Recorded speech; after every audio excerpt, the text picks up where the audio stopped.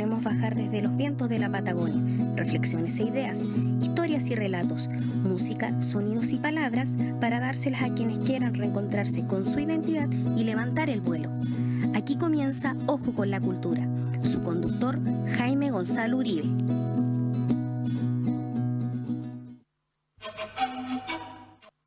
Hola, ¿cómo están todos? Muy buenos días. Hoy día es sábado 2 de febrero de este año 2019. Se anuncian temperaturas altas, harto calor al parecer desde el domingo, el lunes y el martes. Hemos tenido un comienzo de año con un tiempo que ha sido bastante extraño, temperaturas que uno a veces no está acostumbrado cuando uno empieza a hacer recuerdos de estos cambios tan susceptibles que nos tuvo el mes de enero. Febrero, al parecer, viene tiempos mejores. Lo concreto es que si uno hace un poco de recuerdo, el día 1 de febrero, antiguamente, se celebraba el aniversario de la ciudad de Punta Arenas. Y parto contando esto porque el 1 de febrero del año 1949, Punta Arenas se engalanó. ¿Y debido a qué? Debido a que la ciudad completaba 100 años de vida, es decir, se vivió las fiestas del centenario de la ciudad de Punta Arenas.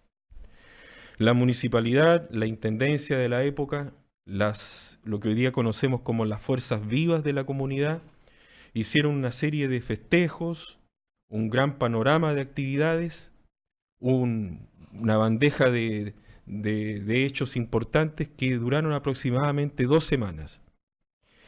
Y el antiguo Centro de Escritores de Magallanes, que había sido fundado unos años antes, ahí estaban escritores como Osvaldo Beckmann, Enrique Beckmann, el mismo José Grimaldi, perteneció también Marino Muñoz Lagos en su momento, que recién había llegado desde la ciudad de Victoria con su título de profesor normalista, más los amigos del llamado Centro de la Prensa o Círculo de la Prensa, a los que estaban Santiago Pérez Fanjul, Jorge Rubén Morales, otros como Ricardo Hurtado Sagredo, decidieron convencer a la municipalidad de crear un gran premio municipal de literatura, muy parecido a lo que fue ese famoso premio municipal del año 1941, con lo que la ciudad de Santiago celebró sus 400 años. En ese 1941 en Santiago, como lo hemos dicho en otras ocasiones, triunfó un chilote, escritor chilote, pero avecindado en Magallanes desde hace mucho tiempo y que escribió un libro famoso llamado Cabo de Hornos, publicado en 1941 y ganador de ese certamen. Segundo, resultó Reinaldo Lomboy con un libro llamado Ranquil, una novela de carácter social. Y en tercer lugar quedó Nicomedes Guzmán con otra novela famosa también dedicada al mundo obrero, La sangre y la esperanza. En Magallanes se intentó replicar algo parecido. Y efectivamente, en 1949, la municipalidad organizó este gran concurso municipal literario que es considerado el primer premio municipal por excelencia que tuvo la ciudad de Punta Arenas. Es decir, hace exactamente 70 años. Se organizó finalmente en 2 categorías, en novela y en poesía. En novela triunfó don Enrique Beckmann Hansen con La noche trágica de los Copuyes, una novela que ha tenido varias reediciones. Y en poesía, acá estuvo la sorpresa. Triunfó María Asunción Requena, con un seudónimo que ya de por sí llamó la atención, Asfodelo.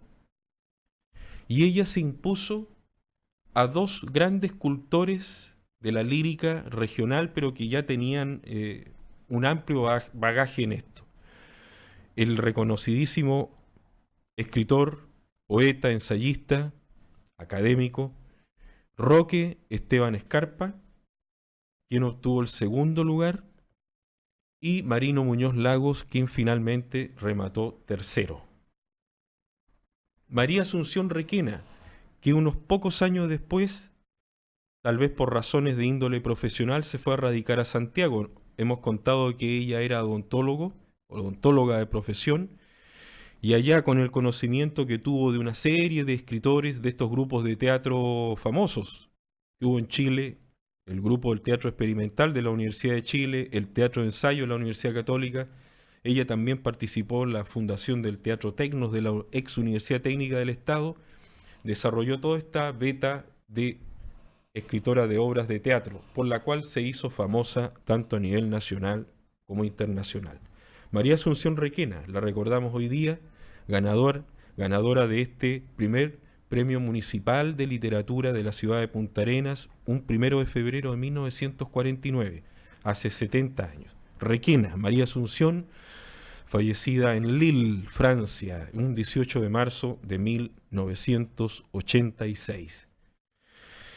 Y como partimos con una poeta excelsa como es María Asunción Requena, bueno, aquí a mi diestra tengo a un gran amigo, a un poeta, a un académico, profesor de inglés de la Universidad de Magallanes, magíster en literatura por la Universidad de Villanova y doctor de la Universidad Estatal de Nueva York. Está muy contento porque yo sé que está desarrollando una enorme actividad tanto literaria, que es lo que más le gusta a él, como académica. Gran amigo mío, gran amigo de todos nosotros, y un orgullo tenerlo acá en esta mañana de sábado. ¿Cómo estás, Cristian? Bien, Víctor, muchas gracias por la presentación, muchas gracias por la invitación. Somos amigos de muchos años, amigos de la vida. De media vida. Amigos de la vida entera, prácticamente, ¿no? Y siempre es grato sentarse a conversar, encontrarse, ¿no? Y compartir algunas ideas sobre literatura, sobre todo con los auditores y los espectadores de Polar, a quienes saludo también con mucho cariño. El milagro chileno. Nueva publicación, viene dentro de... Es una colección, ¿no es cierto? Sí, El milagro chileno, que es este libro, ¿no? Viene, bueno, se publicó en diciembre del 2018. Del 2018, tiene poquitas semanas, ¿no? Un mes, qué sé yo. Y es un libro que forma parte de una colección que se llama Biblioteca de Poesía Chilena Pablo Neruda, publicada por la Fundación Pablo Neruda en Santiago, ¿no? E incluye, son 5 libros, es la primera, diríamos, la primera tanda de la colección, ¿no? Donde se incluyen a 5 poetas de diferentes generaciones. Elvira Hernández estaba por ahí. Está Elvira Hernández, está Carmen Berenguer, está Helicura Chihuailaf, Pepe Cuevas, José Ángel Cuevas, ¿no? Y estoy yo, que soy el más joven del grupito, ¿no? Así es que estoy muy, muy contento con la invitación a ser parte de esta colección. Encuentro que para mí es un honor estar con estos poetas que son poetas muy importantes en la tradición más vigente, ¿no? En las promociones más vigentes de la literatura nacional. Todos ellos han sido candidatos al Premio Nacional. Algunos de ellos son premios iberoamericanos, Pablo Neruda, ¿no? O sea, la colección realmente es una puesta en escena que hace la Fundación Neruda, pensando en la poesía chilena contemporánea, y que me hayan incluido allí para mí es un regalo, ¿no? Y un honor estar con ellos, además que son poetas que yo he leído toda mi vida, que admiro mucho, sí, ¿no? Sí, sí. Y compartir con ellos un espacio de producción es muy estimulante. El milagro chileno, ¿vas a hacer una presentación en Santiago, acá? Tenemos ¿Qué es lo que tienes pensado? Sí, hay una presentación programada para el 22 de marzo en La Chascona, y una presentación para el mes de abril o mayo, estamos viendo, aquí en Punta Arenas, donde vendría además alguno de los otros poetas o de las otras poetas de la colección.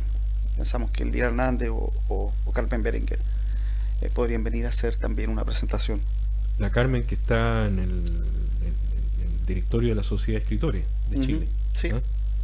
Así es.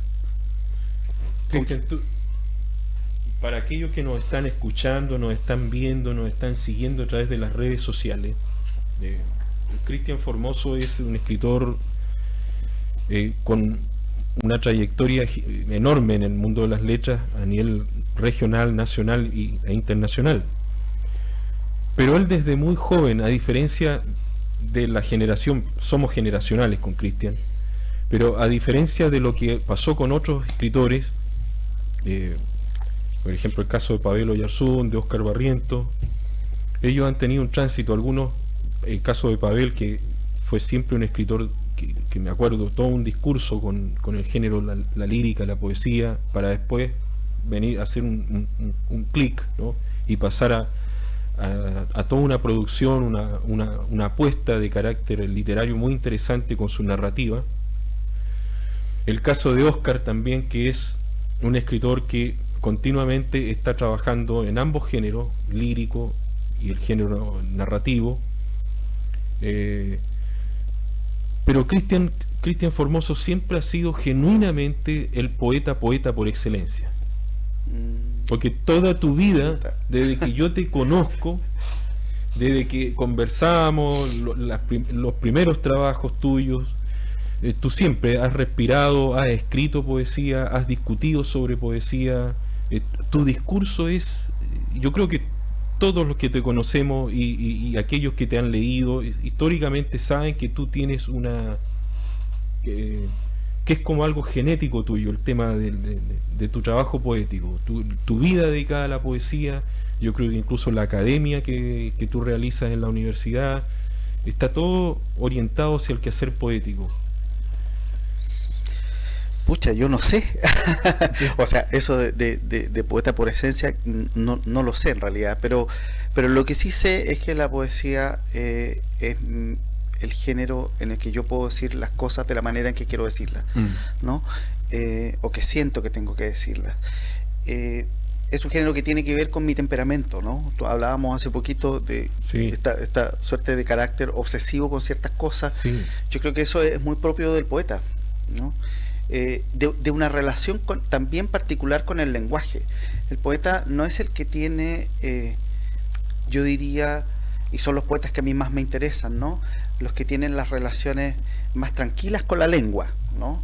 O sea, no son los poetas, los poetas no son los que tienen las relaciones más fáciles con el lenguaje, ¿no? Siempre hemos discutido eso, hemos conversado ese tema en reiteradas ocasiones. ¿A ti te gusta aquel que está luchando continuamente con el lenguaje para domesticarlo? No sé si para domesticarlo o para liberarlo, ¿no? O para hacer que cobre todas sus potencias, todas sus evocaciones, ¿no? Todas sus posibilidades. Y Borges tiene una frase importante, impactante, a partir de Darío, ¿no? Dice: cuando un gran poeta ha pasado por una lengua, ¿no?, casi ni siquiera importa si lo has leído, ¿no? La marca del poeta ha quedado en esa lengua. Y eso lo logran grandes poetas. Eso lo logró Góngora, eso lo logró Darío, eso lo logró de alguna manera Huidobro y mucho más Neruda, ¿no? En el canto general. Entonces hay algo propio del género que tiene que ver con mi manera de vivir, ¿no? Pero escritores regionales, nacionales, internacionales, extranjeros, que en tu primera instancia a ti te hayan despertado esta vocación por esto que tú tenías y que después comenzaste a plasmar ya desde tus primeros libros. ¿Quiénes fueron los primeros? ¿Quiénes fueron los primeros? Yo diría que así como de lecturas, porque podemos verlo en dos ejes, ¿no? Desde la lectura primero.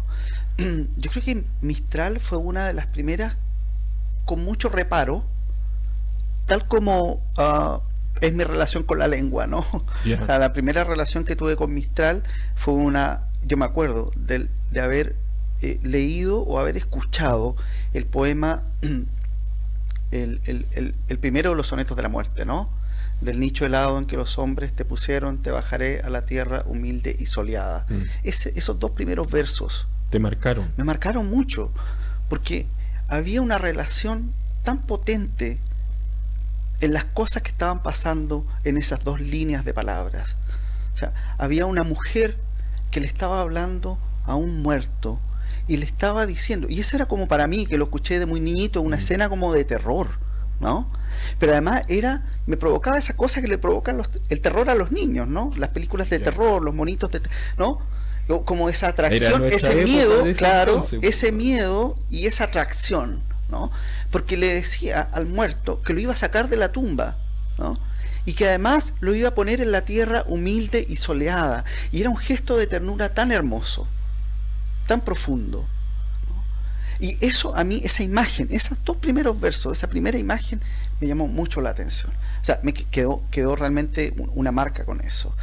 Y luego las canciones que escuchaba en los 80, en los 70, en la cocina de mi abuela, ¿no? Procuro olvidarte siguiendo la ruta de un pájaro herido. Mira, ¿no? Ese verso rarísimo, ¿no? Como alguien sigue la ruta de un pájaro herido. Y a mí todo eso me provocaba una serie de evocaciones raras, imágenes literales, imágenes transfiguradas, que terminaron finalmente, bueno, después el rock de los 80, ¿no? El rock en nuestra lengua, sí, el rock claro, latino, ¿no? Después yo leyendo, ¿no? Leyendo a Huidobro y leyendo la poesía chilena, encontraba que eso que dice Vicente Huidobro en Altazor, ¿no? Antipoeta y mago, eran dos de las grandes líneas que atraviesan la tradición de la poesía chilena. La antipoesía, es decir, todos aquellos elementos que no son los tradicionales, con la hermosura tradicional del poema lírico clásico, ¿no? Y la magia, ¿no? La prodigiosidad verbal, ¿no? El artificio literario, pero con un sentido profundo. Antipoeta y mago. Y esas dos vertientes de la poesía chilena, yo siento que fuimos muy privilegiados los jóvenes de los 80, porque la tuvimos en dos grandes bandas de rock, ¿no? Los Prisioneros y Soda Stereo, ¿no? El antipoeta y el mago. Prisionero, ¿no? Claro, el antipoeta sería González. Y el mago sería Cerati, claro. ¿no? Con toda esa González, con toda esa lírica vinculada fuertemente al proceso histórico y social nuestro, ¿no? Y Cerati habiendo salido ya del proceso histórico de las dictaduras argentinas, entrando en otras zonas, ¿no? de la potencia de la lengua, con otros referentes de poesía francesa, ¿no? Surrealismo. Y aparte que el lenguaje de Cerati para construir los temas de Soda Stereo, ¿cierto? Sí, claro. Los conceptos. Hay conceptos, las imágenes. Trabaja mucho con imagen, ¿no? Asociación abierta. Es muy potente. Es muy potente lo que él hace. Y bueno, lo que los dos hicieron, ¿no? Y bueno, esos fueron mis referentes primero. Y luego, en términos de lectura, ¿no? Sí. Y luego ya empezar a leer y leer todo y leer mucho y volver a leer, que es lo más importante probablemente. Volver a leer. Pero luego además el contacto con los amigos, ¿no? Ir encontrándose con muchachos, con adultos, con amigos, con poetas, con escritores que tenían inquietudes parecidas a las de uno o distintas de las de uno, pero con las que se podía dialogar, conversar. ¿Algunos escritores así que tú en este momento recuerdes Primero, 3 amigos con los que nos juntábamos a leer, a escribir, a tomar cerveza, a pasarlo bien.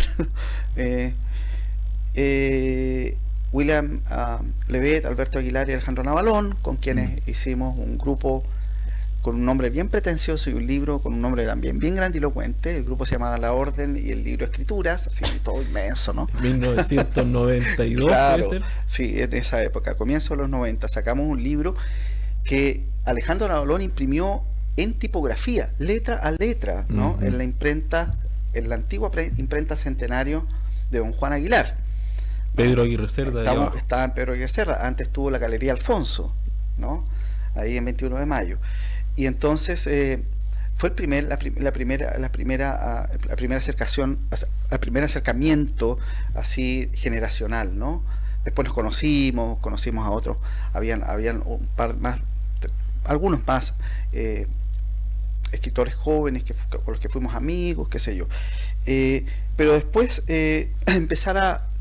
hubo alguien que me marcó harto, que fue Aristóteles España, ¿no?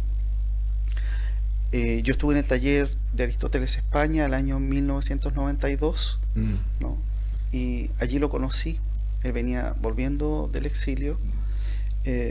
Ahí conocí su obra, conocí su libro Dawson, o Dawson, como se le dice aquí, Sí. ¿no? Que cuenta su experiencia como preso político, el preso político más joven de la isla Dawson, a los 17 años, ¿no? Conocí sus poemas de materia de eliminación. Tote fue muy importante. Tote le decíamos los amigos, ¿no? Fue muy importante. Él dirigió ese taller de la Universidad de Magallanes y ahí leímos mucho. Porque eso, yo creo que esa es una de las cosas más interesantes de los talleres literarios, más que lo que uno escribe, lo que uno lee, ¿no? Ya. Y allí leímos, qué sé yo, Bueno, tanta cosa. eso es súper importante para aquellos que están haciendo talleres literarios, Claro. o para aquellos que están comenzando a escribir y que quieren publicar, ¿no es cierto? Por supuesto, la literatura Es la lectura es primero. la lectura, ¿no? La lectura es un ejercicio de escritura y la escritura es un ejercicio de lectura, ¿no? Y son complementarios y son necesarios. Y bueno, y entonces Tote España, el primero, y luego además otros escritores como Pavel Oyarzún, como Carlos Vega Delgado, ¿no? Fueron autores que fueron ayudándome mucho a pensar, a escribir, a leer. Fue un periodo, los 90 fue un periodo bien de mucha confusión, ¿no? De mucho enredo, pero de mucha... De todo, sí, porque sí. yo me acuerdo cuando yo retornaba de Santiago en esa época, cuántas veces compartimos nosotros, tú dices de mucha confusión, de mucho enredo, pero cuando uno suma y resta, yo creo que ahí es donde partió todo. Claro, es que es necesario partir, Es necesario, partir y de también una la suerte de caos, ¿no? y reconciliaciones, qué sé yo. Bueno, claro, la cosa humana era... Y era como fuerte. entre los escritores Era ha fuerte. sido siempre, ¿no? Sí, sí. Un poco turbulenta. Y además que en esa época tú ya tenías 3 o 4 publicaciones ya en esa época, en la década de los 90. Sí, Vamos a hablar después, a la vuelta de esta pequeña pausa comercial que vamos a hacer, porque también lo que importa es hablar de ahora, de todo lo que has hecho y de lo que estás haciendo, pero yo siempre hago una separación. A veces no es bueno hacerla también, pero como que hay varias etapas, y hay una etapa antes de que tú vayas a Estados Unidos, que vuelvas de Estados Unidos con todo este bagaje ya académico, con toda esta metodología de trabajo que tú tienes, porque una característica tuya es este complemento o esta relación que existe entre tu doctorado en literatura y tu quehacer literario y también de tu quehacer académico. ¿Mm? Sí, yo creo que son cosas complementarias. Hay algún tipo de lectura que las contrapone. A mí no me interesa mucho ese tipo de lectura, en realidad. O sea, no creo en la diferencia entre el poeta, o sea, no creo que la academia sea un espacio que no sea posible de permear a través de la práctica poética, ni que la práctica poética no se nutra de alguna manera de la práctica académica. A mí fundamentalmente lo que me dio la academia es una forma de leer, no de escribir, es una forma de leer. Pero cuando te da una forma de leer, es decir, tú estudias, ¿no? Lees mucho, lees formas de leer, ¿no? Entiendes y entras en ciertas estructuras, ¿no? En ciertos espacios ya concebidos, te vas relacionando y vas entendiendo, ¿no? Cómo las cosas se pueden ir articulando de diferentes formas, se pueden ir organizando de diferentes maneras, y entonces eso después, cuando uno lee lo que escribe, que es una de las fases muy importantes, no solamente escribir, sino volver a leer, bueno, uno tiene otras herramientas para leerse como si estuvieses leyendo a otro autor. Y eso indudablemente a mí particularmente me ha servido para ir acercándome a lo que quiero decir de la manera en que quiero decirlo. Sí.